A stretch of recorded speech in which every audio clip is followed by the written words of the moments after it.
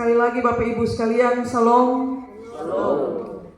Opa dan Oma Sonbai yang kami kasihi, juga Mama Endang sebagai ibu kandung dari mendiang Erwin Sonbai. Mama Endang yang terkasih, kami sungguh mengerti perasaan yang sementara digumuli oleh Mama Endang saat ini, termasuk juga Opa dan Oma, karena mendiang Erwin adalah cucu pertama. Sangat tidak mudah untuk menerima dengan penuh rasa syukur peristiwa duka yang Tuhan atur di tengah-tengah keluarga Sonbai. Kalau Opa Minggus dan Oma, juga Mama Endang dalam rumah kehilangan satu karung beras, rasa kehilangan itu tidak sama dengan rasa kehilangan anak karena kematian. Dan kami tahu sebagai mama, sebagai opa oma, ada harapan tentang masa depan Erwin, tentang apa jadinya dia saat dia mulai berangsur-angsur menjadi besar.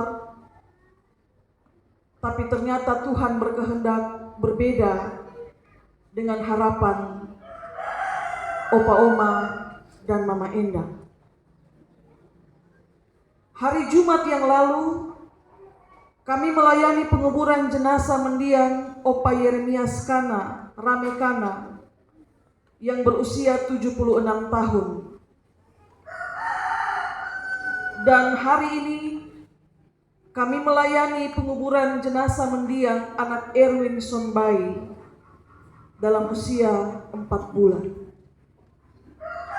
Maka saudara-saudari yang terkasih di dalam Kristus, bukankah kematian itu dia bebas untuk menghampiri siapapun tanpa mengenal perbedaan? Bahwa ternyata kematian itu bukan hanya menghampiri orang-orang berusia lanjut, tapi juga merenggut nyawa bayi. Karena syarat untuk mati tidak harus tua. Orang-orang berusia lanjut identik dengan sebutan senja,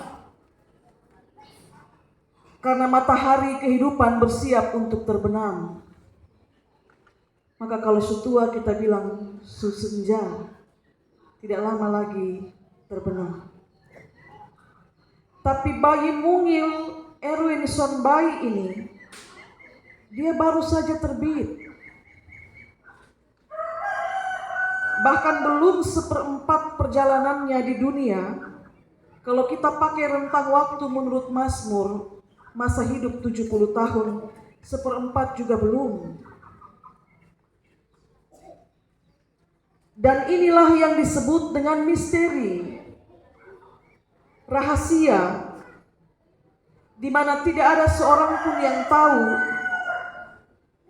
tentang batas usianya sendiri. Usianya sendiri bukan usia orang lain. Dokter bisa memprediksi batas waktu seorang dengan penyakit yang serius, tapi saya masih percaya bahwa dia tidak bisa memprediksi batas usianya sendiri. Dan inilah yang disebut dengan misteri kehidupan, di mana manusia tidak bisa menyelami segala pekerjaan yang dilakukan Allah di bawah matahari. Itu pernyataan pengkhotbah. Firman Tuhan yang kita baca pagi ini tertulis, ketika aku memberi perhatianku untuk memahami hikmat, maka nyatalah kepadaku bahwa manusia tidak bisa menyelami segala pekerjaan Allah. Bapak, Ibu, saudara-saudari sidang perkabungan, kalau saya berdiri di atas permukaan air laut, pandangan saya terbatas untuk melihat apa yang ada di bawah permukaan air laut. Dan supaya saya bisa melihat dengan lebih mendetail apa yang ada di bawah permukaan air laut itu, maka saya harus menyelam. Menyelam artinya saya harus masuk ke dalam air itu, menyatu dengan air laut itu, untuk melihat apa yang ada di dalamnya. Kalau saya hanya berdiri di atas permukaan air laut, saya tidak akan tahu kemungkinan besar bahwa di dalam situ ada terumbu karang, ada ikan-ikan yang cantik, karena pandangan saya terbatas. Hanya ketika saya menyelam masuk, saya bisa melihat keindahan terumbu karang dan ikan yang ada di situ. Tapi dalam kaitan dengan kehidupan, kalau kehidupan itu ibarat laut, dan kita mau tahu apa yang ada di dalamnya, firman Tuhan bilang, manusia tidak bisa menyelami pekerjaan yang Allah lakukan dalam satu lautan yang bernama kehidupan. Tidak bisa.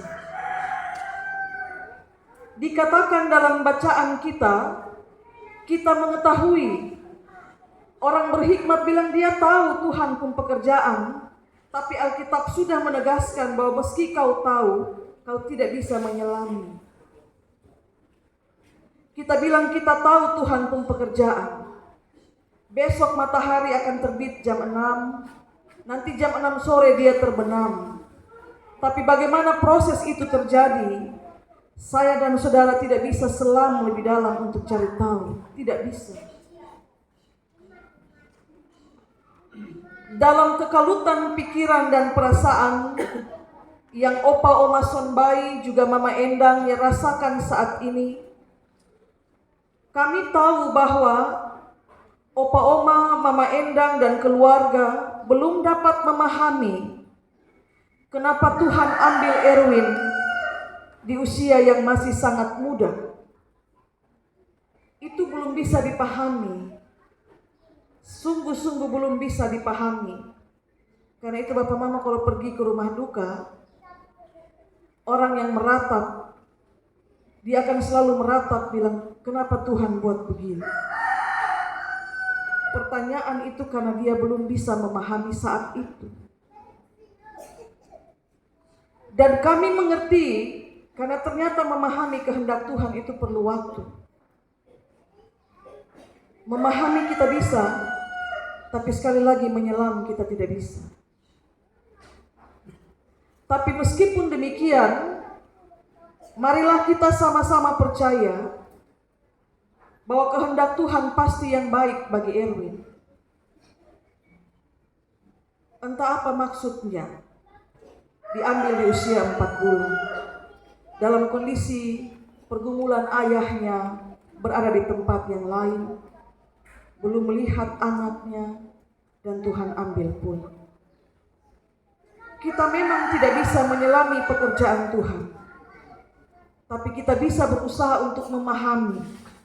Ya, sekali lagi, kita tidak bisa selam masuk untuk lihat jelas seperti kita selam masuk ke dalam air laut untuk lihat terumbu karang. Pekerjaan Tuhan tidak bisa kita selam masuk untuk lihat, tapi kita diberi hikmat untuk bisa memahami, hanya sampai batas memahami apa maksud pekerjaan Tuhan bagi hidup kita. Erwin Sonbai, bayi 4 bulan, yang mungkin juga masih menyusu di dada ibunya, harus berpulang. Dan dalam iman kita percaya, dia pulang ke rumah tempat yang senang. Tuhan berkati kita dengan firman-Nya. Amin.